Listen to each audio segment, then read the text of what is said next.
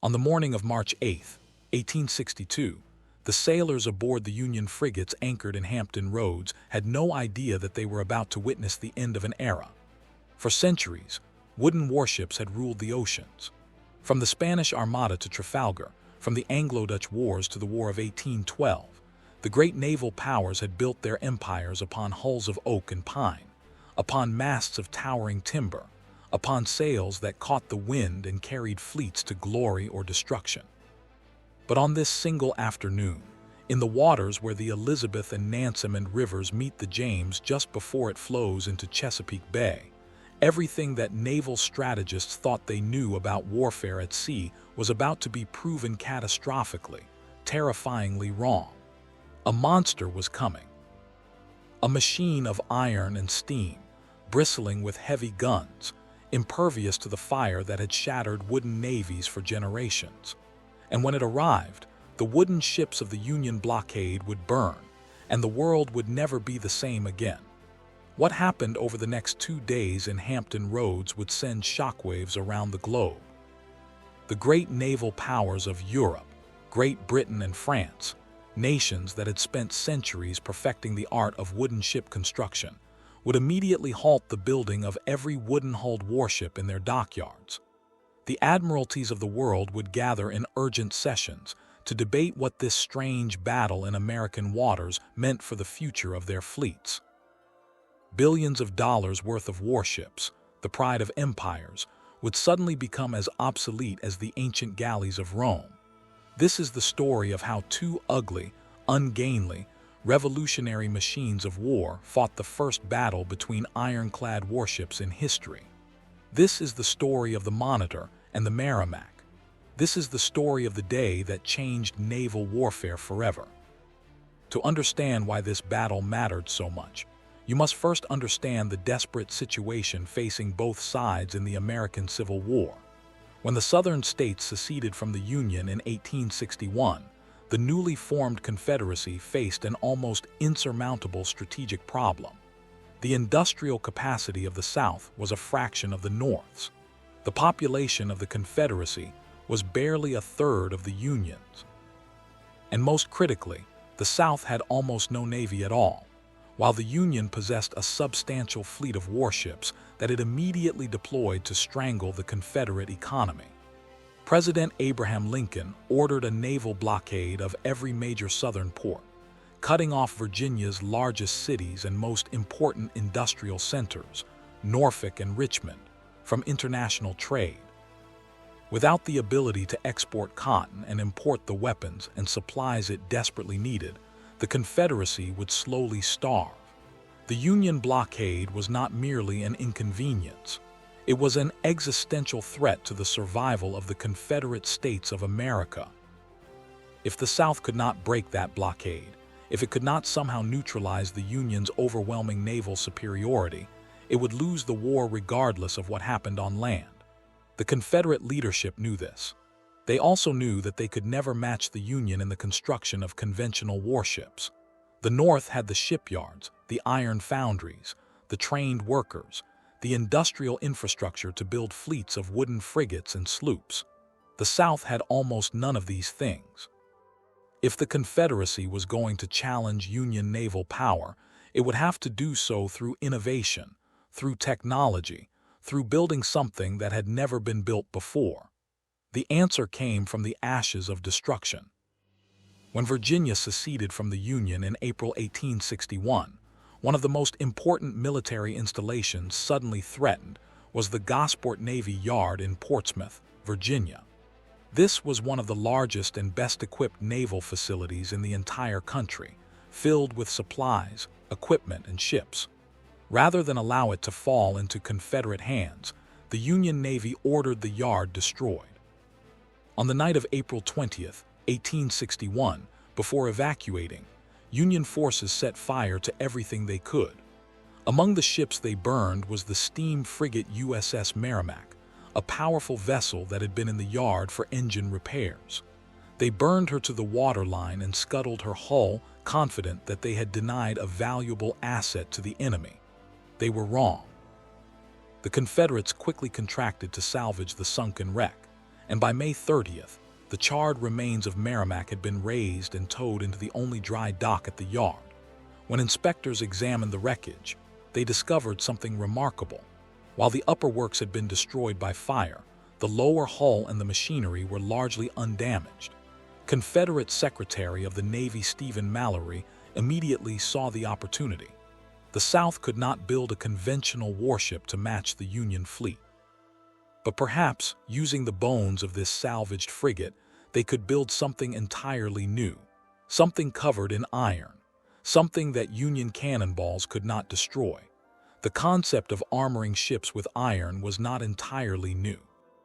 The French had used armored floating batteries during the Crimean War in 1855, demonstrating that iron-plated vessels could withstand repeated hits from shore batteries without significant damage.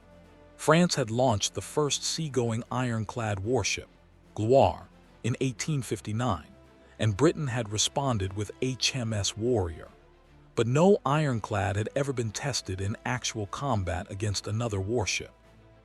No one knew for certain whether these armored vessels would prove as revolutionary as their designers claimed, or whether they would prove to be expensive failures.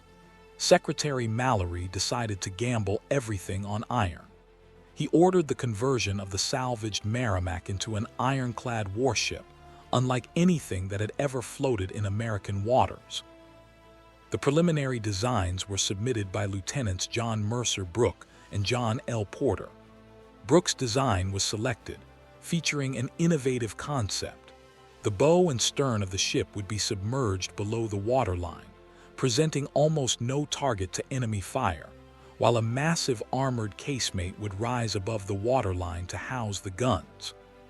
Porter, a trained naval constructor, would handle the detailed design work, while Brooke was responsible for the iron armor and the heavy artillery, and Chief Engineer William P. Williamson would oversee the salvaged machinery. The construction that followed was an extraordinary effort under the most difficult circumstances. The burned timbers of the original hull were cut away down below the original waterline, leaving just enough of the structure to accommodate the ship's large two-bladed propeller. A new fantail and armored casemate were constructed on top of a new main deck, and a breakwater was added to the bow. The casemate was built to withstand the heaviest fire the Union could deliver. It consisted of 24 inches of oak and pine in multiple layers, topped by 2 layers of iron plating, each 2 inches thick, oriented perpendicular to each other and angled at 36 degrees from the horizontal to deflect enemy shells. The iron armor on the submerged deck was 4 inches thick, built in 2 layers. The armament was equally formidable. The casemate had 14 gun ports, 3 at the bow and 3 at the stern, with one firing directly along the center line of the ship and the others angled at 45 degrees, plus 4 gun ports on each side. The battery consisted of 4 Brooke rifles and 6 9-inch Dahlgren smoothbore cannons salvaged from the original Merrimack.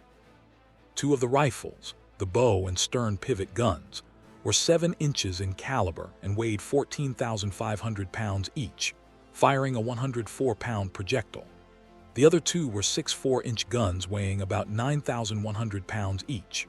The Dahlgrens were mounted 3 on each side, each weighing approximately 9,200 pounds and capable of firing a 72 5-pound shell up to 3,357 yards.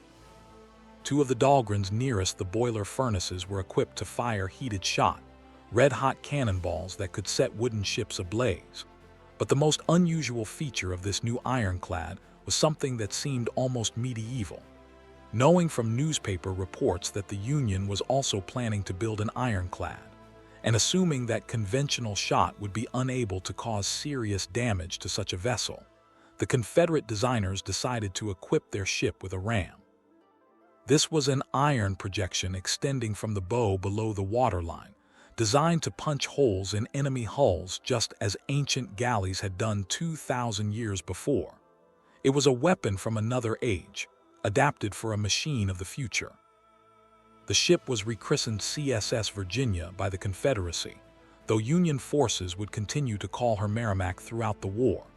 She was 275 feet long and displaced approximately 4,000 tons when fully loaded. But she had serious problems that her designers could not overcome. The steam engines salvaged from the original Merrimack had already been condemned by the U.S. Navy before the war and were scheduled for replacement. They had sat submerged in the salt water of the Elizabeth River for weeks after the scuttling, and the addition of tons of iron armor and iron pig ballast only added to their problems. Virginia had a turning radius of about 1 mile and required 45 minutes to complete a full circle. Her draft when fully loaded was 22 feet, so deep that she could only operate in certain channels and could not pursue enemy ships into shallow water. These limitations would prove critical in the battles to come. News of the Confederate Ironclad project reached the Union almost as soon as construction began.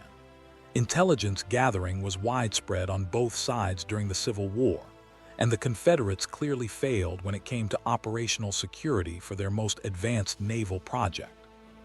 Northern newspapers published daily accounts of the progress being made in converting the Merrimack into an ironclad.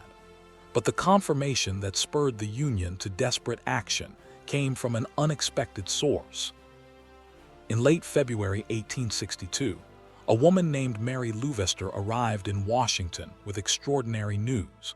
Louvester was a freed slave who worked as a housekeeper for one of the Confederate engineers working on the Ironclad project at the Norfolk Navy Yard. At great personal risk, she had made her way through Confederate lines carrying a message from a Union sympathizer who also worked at the yard. Hidden in her dress were documents warning that the former Merrimack, now renamed Virginia, was nearly complete.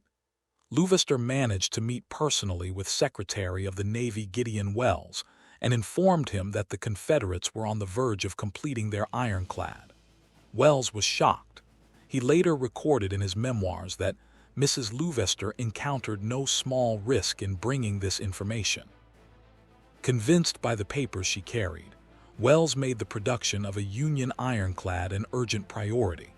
Congress had already appropriated $15 million on August 3, 1861, to construct one or more armored steamships, approximately twice the cost of a contemporary ship of the line, and equivalent to roughly $50 million in modern currency.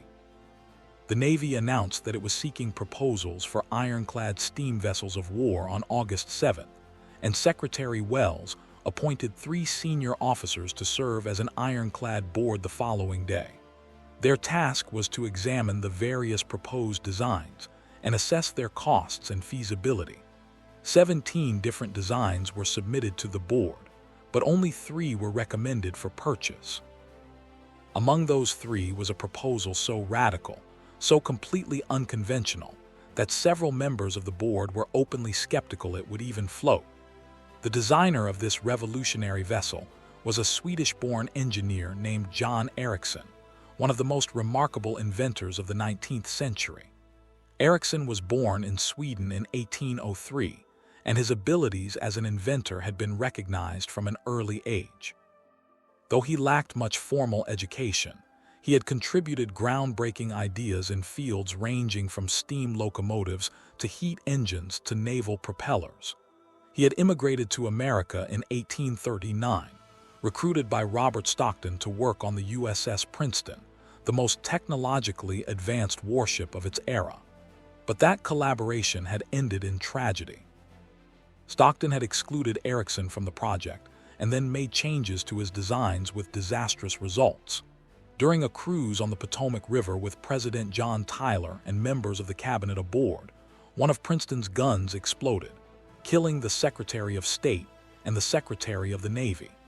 Though Ericsson was not responsible for the accident, Stockton managed to shift the blame onto him, and Ericsson had been effectively blacklisted by the Navy for nearly 2 decades. Think about how remarkable it was, then, that 20 years later, the fate of the Union Navy would be placed in the hands of a foreign-born inventor who was widely blamed for the inadvertent deaths of 2 cabinet members. But the crisis demanded bold action, and Ericsson's design, despite its unconventional nature, offered capabilities that no other proposal could match. Ericsson originally had not made a submission to the Ironclad board, but he became involved when Cornelius Bushnell, the sponsor of a proposal that would become the armored sloop USS Galena, needed to have his design reviewed by a naval engineer. The board had demanded assurance from Bushnell that his ship would float despite the weight of its armor, and Cornelius H. Delameter of New York recommended that Bushnell consult his friend Ericsson.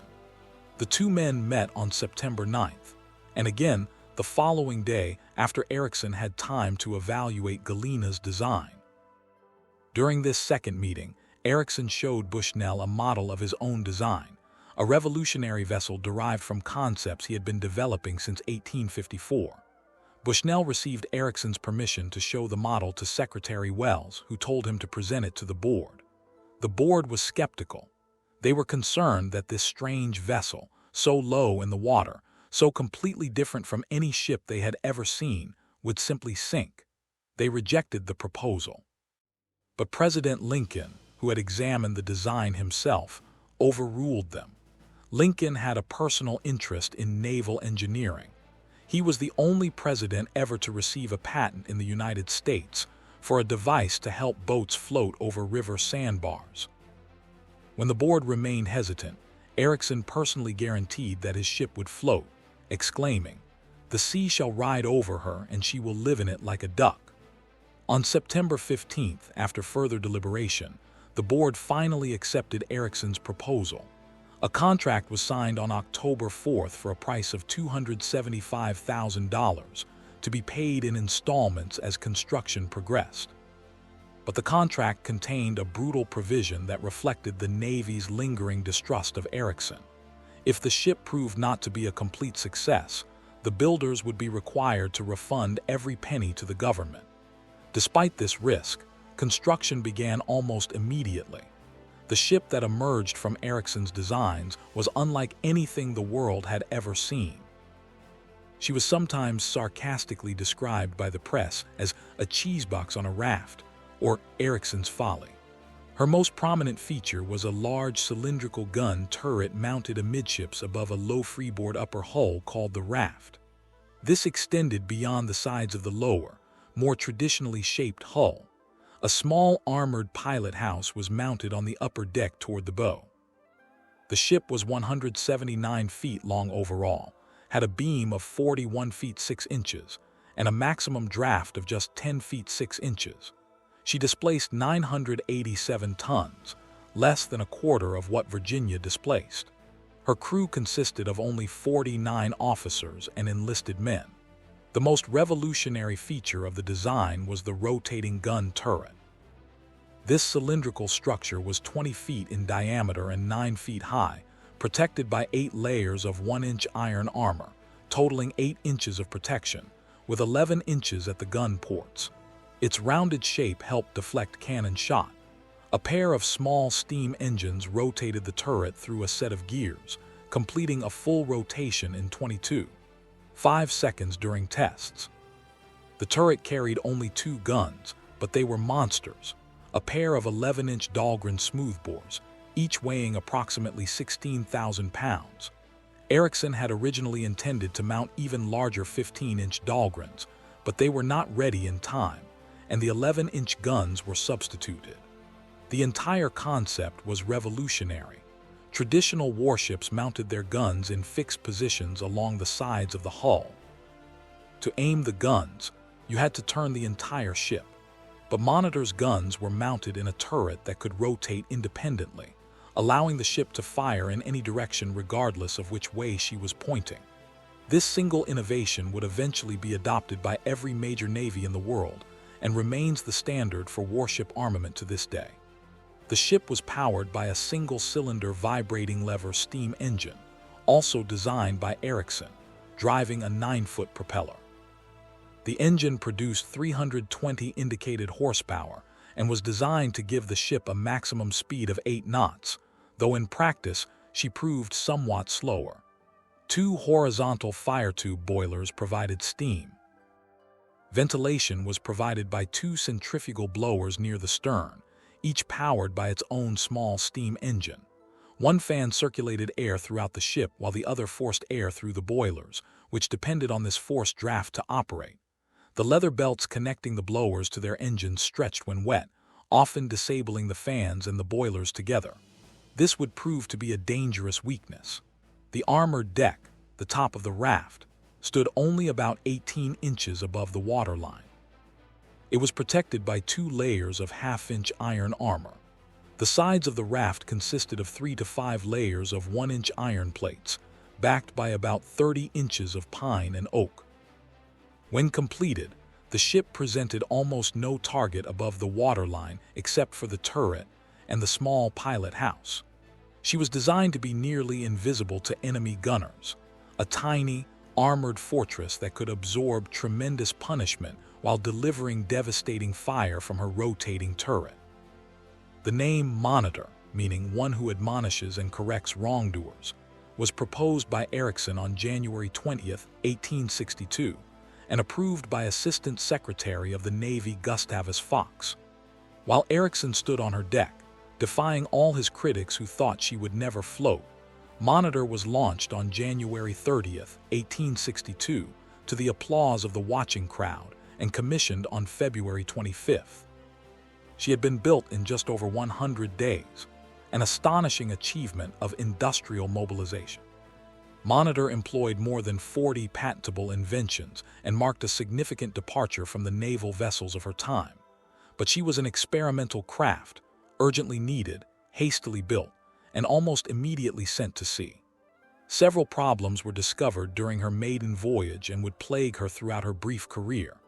Now, this is the moment where the 2 iron monsters, built in desperate haste on opposite sides of a divided nation, were about to meet in combat. Everything that had been built, everything that had been theorized about armored warfare at sea, was about to be tested in the crucible of battle. And what happened over those 2 days in Hampton Roads would shock the world. CSS Virginia was ready first. Flag Officer Franklin Buchanan arrived to take command only a few days before her first sortie. On the morning of March 8, 1862, the new Ironclad was placed in commission, though she still had workmen aboard when she steamed down the Elizabeth River toward Hampton Roads with her flotilla of 5 supporting vessels. Raleigh, serving as Virginia's tender, along with Beaufort, Patrick Henry, Jamestown, and Teaser. She was heading to attack the Union blockade. The Union fleet at Hampton Roads consisted of conventional wooden warships, the finest vessels the Navy possessed, but completely unprepared for what was about to descend upon them. Among them was USS Cumberland, a powerful sailing frigate carrying 24 guns. Nearby was USS Congress, another sailing frigate mounting 50 guns. And there was USS Minnesota, a large steam frigate that would play a critical role in the drama about to unfold. The first indication that something terrible was approaching came when lookouts spotted smoke on the horizon. As the strange vessel drew closer, the sailors on the Union ships could see that this was no ordinary warship. She was low in the water, almost submerged, with a massive sloped casemate rising above her deck like the roof of a barn. Smoke poured from a single stack. She moved slowly but implacably toward them, and as she came, she began to fire. Virginia's first target was USS Cumberland. The engagement began with a furious exchange of cannon fire as both ships blazed away at each other. Cumberland's guns roared, her crews serving their weapons with the precision born of years of training. Shot after shot struck Virginia's armored casemate, and nothing happened. The iron balls bounced off the sloped armor and splashed harmlessly into the water. The Union sailors watched in horror as their fire, the fire that should have been smashing through wooden hulls and killing men, proved utterly useless against this iron monster. Virginia closed the distance and struck Cumberland with her iron ram, punching a massive hole in the wooden frigate's starboard bow. The blow was so powerful that half of Virginia's ram broke off and remained lodged in Cumberland's hull. Water poured into the stricken ship through the gaping wound. Cumberland began to sink, her bow settling rapidly into the shallow water, but her crew refused to surrender. Even as the ship went down, her gunners continued to fire at Virginia, their shots still bouncing uselessly off the Ironclad's armor. Cumberland sank with her colors still flying, taking many of her crew with her to the bottom. Virginia now turned her attention to USS Congress. The captain of the wooden frigate, seeing what had happened to Cumberland, ordered his ship run aground in shallow water where Virginia's deep draft could not follow. But this only made Congress a stationary target. Virginia anchored at a range where her guns could reach the wooden ship but where Congress could not effectively reply, and for an hour, the Ironclad poured fire into the helpless frigate. Shot after shot tore through Congress's wooden hull. Fires broke out. Men died at their guns. Finally, with her captain dead and her decks awash with blood, Congress struck her colors and surrendered. But then something happened that would turn the battle even more brutal. As boats approached Congress to remove her surviving crew, a Union battery on the North Shore opened fire on Virginia. Flag Officer Buchanan was outraged by what he considered a violation of the protocols of war. In retaliation, he ordered Virginia to open fire on the surrendered Congress with heated shot, red-hot cannonballs designed to set wooden ships ablaze. As Buchanan ran up to Virginia's exposed upper casemate deck to direct the fire, he was struck by a musket ball from the shore and seriously wounded in the leg. He was carried below, and command passed to Lieutenant Catesby ap Roger Jones. Congress burned for hours that night, her flames visible for miles, a symbol of Confederate naval power and a costly warning to every wooden ship in the Union fleet. At about 2:00 a.m., her magazines exploded and she was destroyed. Virginia had not escaped the battle entirely unscathed. She had lost her port anchor after ramming Cumberland. Her bow was leaking due to the loss of half her ram. Fire from Cumberland, Congress, and the Union shore batteries had riddled her smokestack, reducing the draft to her boilers and slowing her already sluggish speed. 2 of her guns had been disabled. Several armor plates had been loosened. Both of her 22-foot cutters had been shot away, along with her anti-boarding howitzers, most of the deck stanchions, railings, and both flagstaffs. But she was still operational, still deadly, and still invincible against anything the Union had to throw at her. As darkness fell, Jones intended to complete the destruction of the Union fleet the following morning. USS Minnesota had run aground on a sandbar while trying to escape, and she would be easy prey when morning came. Virginia withdrew for the night to tend to her wounded, including the seriously injured Buchanan, and to repair what damage she had suffered. In Washington, the news of the disaster at Hampton Roads arrived almost as it was happening. A telegraph cable had been laid between Fort Monroe and the capital just days before the battle. The government was immediately informed of the terrible situation. Many now worried that Virginia would put to sea and begin bombarding coastal cities like New York. Others feared she would steam up the Potomac River and attack Washington itself. An emergency meeting was called, attended by President Lincoln, Secretary of War Edwin M. Stanton, Secretary Wells, and other senior naval officers. The atmosphere was one of barely controlled panic. When Stanton learned that Monitor, the Union's only hope, had just 2 guns, he expressed contempt and fury, pacing back and forth and increasing the anxiety among everyone present. Assurances from Admiral Dahlgren and other officers that Virginia was too large to effectively approach Washington, and that Monitor was capable of meeting the challenge offered him no consolation. Lincoln was eventually reassured, but Stanton remained nearly in a state of terror and sent telegrams to governors and mayors of coastal states warning them of the danger. But even as Virginia was wreaking havoc on the wooden Union ships, salvation was approaching. Monitor had departed New York on March 6th, under tow by the ocean-going tug Seth Low and accompanied by the gunboats Currituck and Sachem. Her commanding officer was Lieutenant John Lorimer Worden. The voyage south was nearly catastrophic. Despite Ericsson's assurances about the ship's seaworthiness, Monitor was simply not designed for open ocean travel. On the first night, rising seas washed over the low deck and poured water under the turret, through the hawse pipe, through various hatches, ventilation tubes, and the two smokestacks. The leather belts for the ventilation and boiler blowers loosened and slipped off their pulleys. The fires in the boilers were nearly extinguished. The ship filled with toxic fumes from the dying fires, and most of the engine room crew collapsed from the poisonous atmosphere. First Assistant Engineer Isaac Newton ordered the engine room abandoned and had the healthy crew members drag their afflicted shipmates to the top of the turret, where fresh air could revive them. Newton and Chief Engineer Steimers worked desperately to get the blowers functioning again, but also succumbed to the noxious fumes and had to be carried above. Only through desperate improvisation was a fireman able to restart the ventilator. Later that night, the ropes controlling the ship's rudder jammed, making it almost impossible to control the vessels heading in the heavy seas. Monitor was now in danger of foundering. Worden signaled Seth Lowe for assistance and had Monitor towed into calmer waters close to shore, where her engines could be restarted later that night. She rounded Cape Charles at about 3:00 p.m. on March 8th and entered Chesapeake Bay, arriving at Hampton Roads at 9:00 p.m., well after the conclusion of the day's fighting. Monitor arrived to find the Union fleet in chaos. The burning wreck of Congress lit up the night sky. Cumberland had already gone down.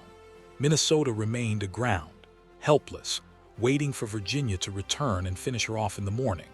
Worden was ordered to anchor beside USS Roanoke and report to Captain John Marston, who informed him of the disaster and ordered him to protect the grounded Minnesota.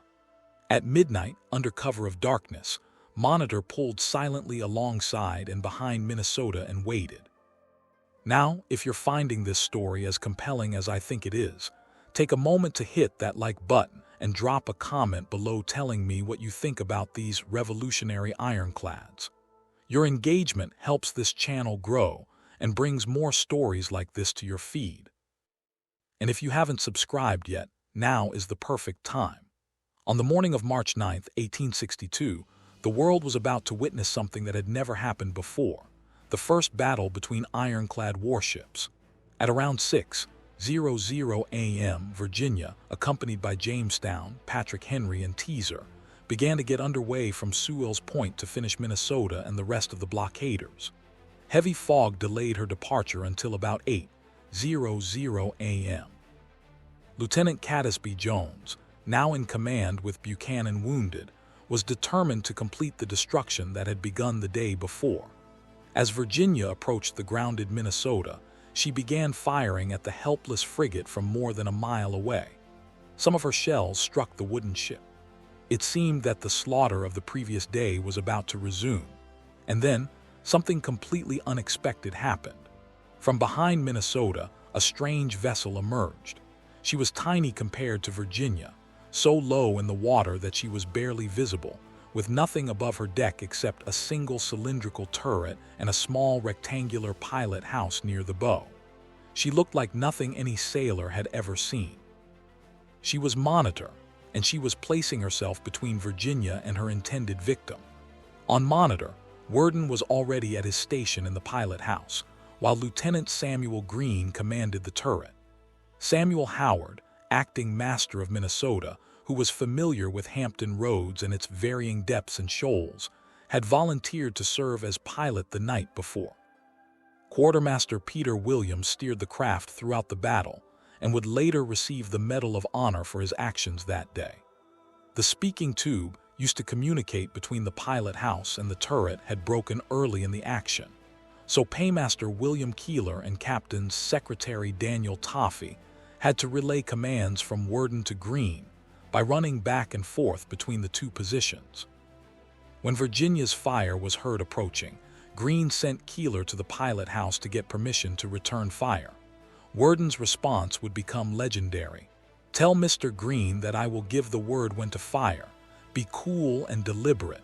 Aim carefully and do not waste a shot." At 8:45 a.m., with Virginia now close enough for accurate fire, Worden gave the order. Greene fired the first shots of the battle between ironclads. The two massive Dahlgren guns roared, and 11-inch shells streaked across the water toward the Confederate monster. What followed was unlike any naval battle in history. For approximately 4 hours, the two ironclads circled each other, firing at point-blank range, sometimes from just a few yards apart. Monitor's rate of fire was about 1 shot every 8 minutes, while Virginia fired explosive shells continuously. The ships collided 5 times during the engagement as each captain tried to find an advantage. Virginia's gunners, trained for speed and precision, struck Monitor repeatedly. Heavy shells slammed into the revolving turret again and again. The sound was deafening. Some bolts inside the turret sheared violently and ricocheted around the interior. Several crew members suffered nosebleeds and bleeding from the ears from the concussive force of the impacts. But the turret held. The 8 inches of iron armor, curved to deflect shot, did exactly what Erickson had designed it to do. Monitor's shots likewise struck Virginia repeatedly, but could not penetrate her sloped casemate. The two ships were battering each other at ranges so close that the muzzle flashes of their guns sometimes scorched the enemy's armor, yet neither could destroy the other. During the battle, the controls for the machinery driving Monitor's turret began to malfunction, making it extremely difficult to turn and stop the turret in a precise firing position. The crew simply let the turret rotate continuously and fired their guns on the fly as they swept past Virginia. This made accurate fire difficult, but the range was so close that precision hardly mattered. At one point, Virginia attempted to ram Monitor, hoping to repeat the success she had achieved against Cumberland, but Monitor's superior maneuverability allowed her to avoid the blow. Virginia struck only a glancing impact that caused no significant damage. The collision, however, aggravated the damage Virginia had already suffered when she rammed Cumberland the day before, increasing the leak in her bow. The two ships continued their deadly dance, circling, firing, colliding, neither able to gain a decisive advantage. Monitor's extremely low freeboard and her single rotating turret made her an incredibly difficult target. Only the turret and the pilot house rose above the waterline, and Virginia's gunners struggled to hit such small targets consistently. Virginia, by contrast, presented a much larger silhouette, but her sloped armor deflected everything Monitor could throw at her. At 11:00 a.m., Monitor temporarily withdrew into shallow water where Virginia could not follow. Her ammunition was running low, and one of the gun port covers had been damaged and could not be repaired. Her crew took the opportunity to replenish the turret's ammunition supply. During this pause, Worden climbed through the gun port to the deck to get a better view of the overall situation. Virginia, seeing Monitor withdraw, turned her attention back to Minnesota and fired shots that set the wooden frigate ablaze and destroyed the nearby tug Dragon. But when Monitor's turret was restocked with ammunition, Worden returned to the fight, now with only one gun capable of firing. The battle resumed. The two ironclads continued to pound each other at close range, neither able to deliver a killing blow. And then, near the end of the engagement, disaster struck. Worden ordered Quartermaster Williams to steer Monitor around Virginia's stern. As the Union ironclad came close, Lieutenant Wood aboard Virginia fired one of the Confederate ship's heavy guns directly at Monitor's pilot house. The shell struck the iron log along the base of the narrow viewing slit just as Worden was looking through it. The explosion sent fragments of iron and powder directly into Worden's face. He was heard to cry out, "My eyes! I am blind." Others in the pilot house were also struck by fragments and were bleeding from their wounds. Worden, temporarily blinded and believing the pilot house was severely damaged, ordered Williams to sheer off into shallow water where Virginia could not follow. Monitor drifted for about 20 minutes as her crew assessed the situation. Command passed to Executive Officer Samuel Green. Caught by surprise, he was briefly uncertain what action to take, but after evaluating the damage, he ordered Monitor to return to the battle area. But by then, Virginia had also withdrawn. The falling tide threatened to strand the deep-drafted ironclad on the shoals. Jones had consulted his pilots, who emphasized that Virginia had almost 3 miles to run to reach the bar and that she could not remain and risk grounding on an ebbing tide. Reluctantly, Jones ordered Virginia back to Norfolk. As she departed, she fired a single gun to windward as a signal of defiance. The battle was over. Neither ship had defeated the other. Neither had inflicted serious damage. Both remained operational and ready to fight again. In purely tactical terms, the engagement was a draw, but the strategic implications were profound. Monitor had successfully defended Minnesota and the rest of the Union blockade force. Virginia had failed to complete the destruction she had begun the day before.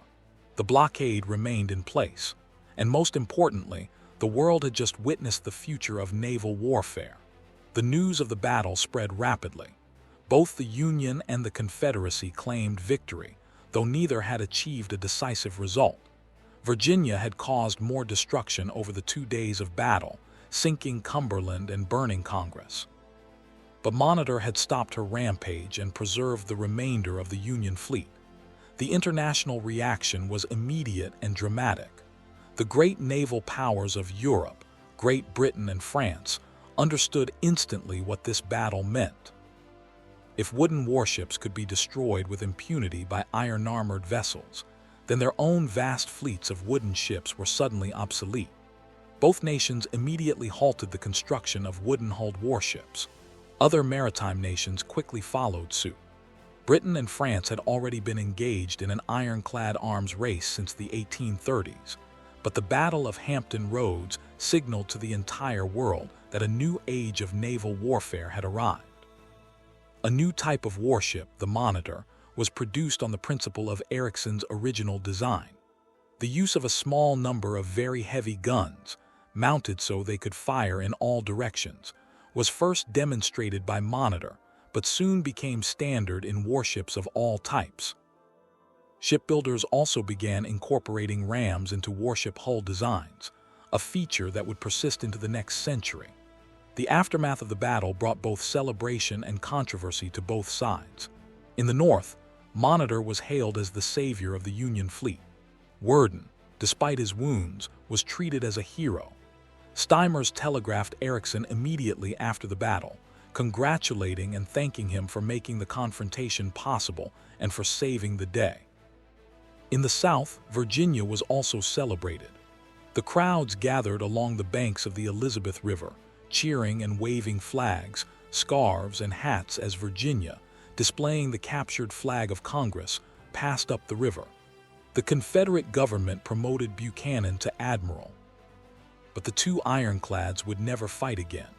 In the weeks that followed, Virginia made several forays back into Hampton Roads, hoping to lure Monitor into battle. On April 11th, the Confederate ironclad, accompanied by several gunboats, steamed into Hampton Roads in a direct challenge. Virginia fired some ineffective long-range shots while Monitor returned fire but remained close to Fort Monroe, ready to fight only if Virginia approached to attack the forces gathered there. USS Vanderbilt was positioned to ram Virginia if she approached the fort, but Virginia did not take the bait. In an attempt to provoke Monitor into leaving the protection of the Union guns, the Confederate squadron captured 3 merchant vessels, the brigs Marcus and Sabout and the schooner Catherine T. Dix. Their flags were hoisted, Union side down, to further provoke the Union Navy as they were towed back to Norfolk. But still, neither side could force a fight on its own terms. The Confederate Navy had developed a plan to swarm Monitor with boarding parties, using heavy hammers to drive iron wedges under the turret to disable it, and covering the pilot house with a wet sail to blind the helmsman.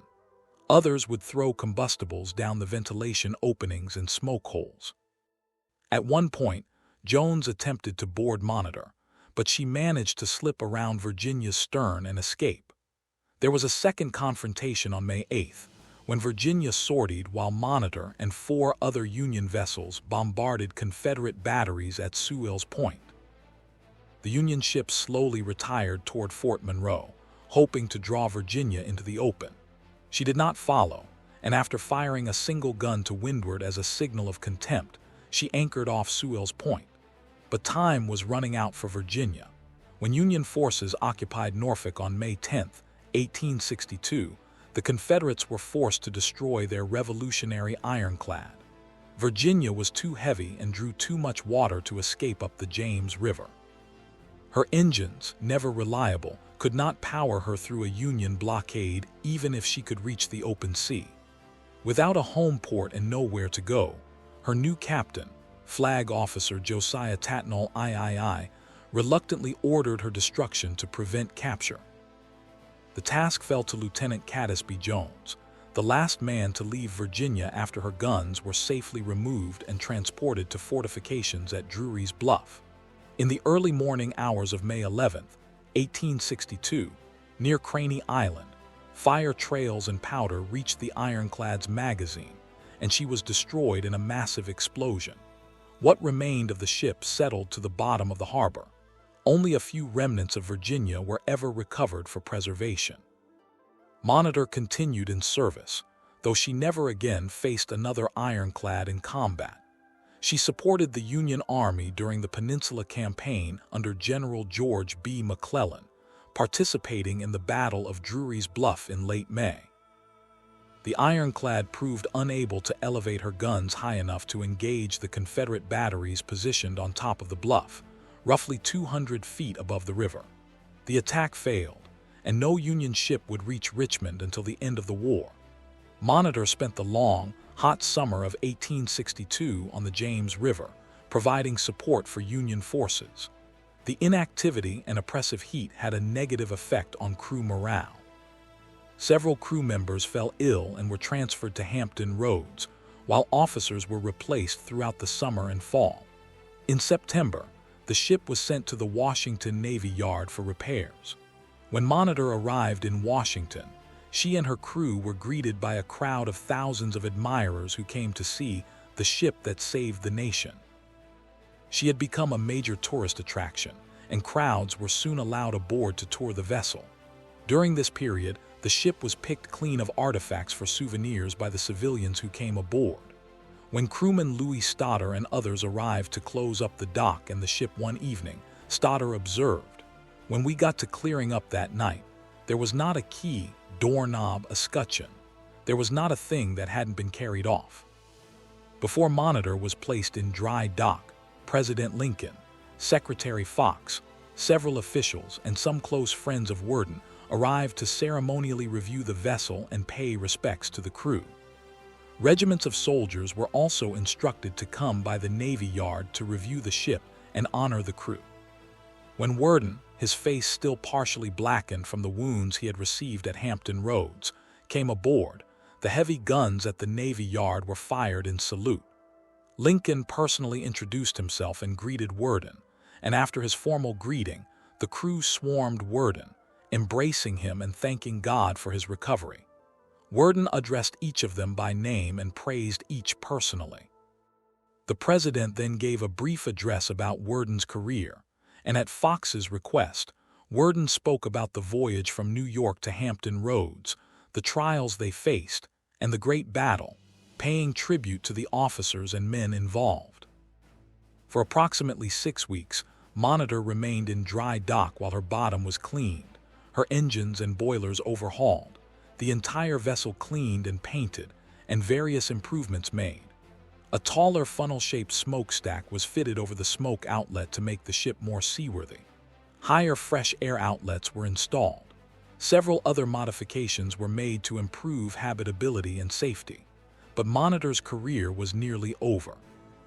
On December 24, 1862, orders were issued directing her to Beaufort, North Carolina, to join USS Passaic and USS Montauk for a joint Army-Navy expedition against Wilmington. She would then join the blockade of Charleston.